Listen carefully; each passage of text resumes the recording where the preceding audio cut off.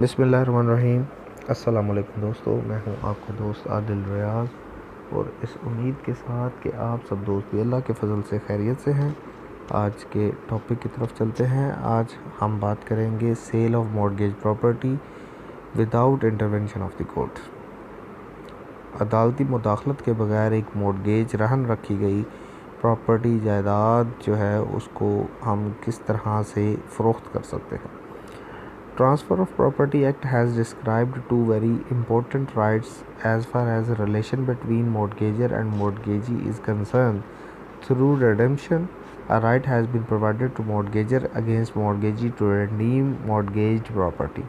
On the other hand, mortgagee has been provided a right against mortgager through sale of mortgage property. As far as sale of mortgage property is concerned, an important part is that a mortgagee can sell mortgage property without intervention of the court.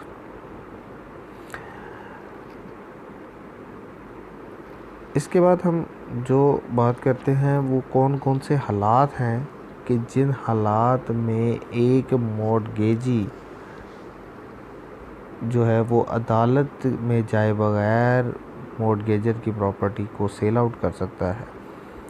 सबसे पहली जो condition है वो ये है कि when mortgage is an English mortgage and mortgager and mortgagee is not a Hindu, Mohammedan and Buddhist और a member of any other race, sect, tribe और class which state government specifies from time to time in this behalf in official gazette, mortgagee can sell mortgage property without intervention of the court.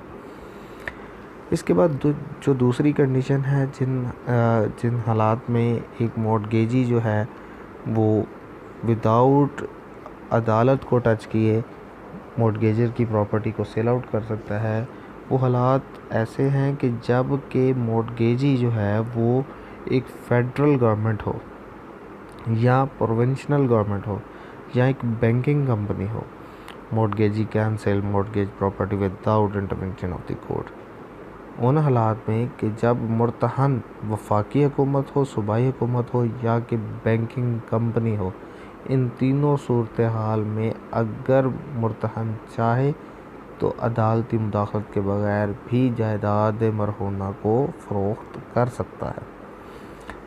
इसके बाद जो तीसरी सूरत हाल पेश आ सकती है, when power of the sale without intervention of the court is expressly conferred on mortgagee by mortgage deed and mortgage property or any part of the mortgage property was situated within the town of Karachi or in any other town or area which the provincial government specify in this behalf by notification in official gazette, mortgagee can sell mortgage property without intervention of the court.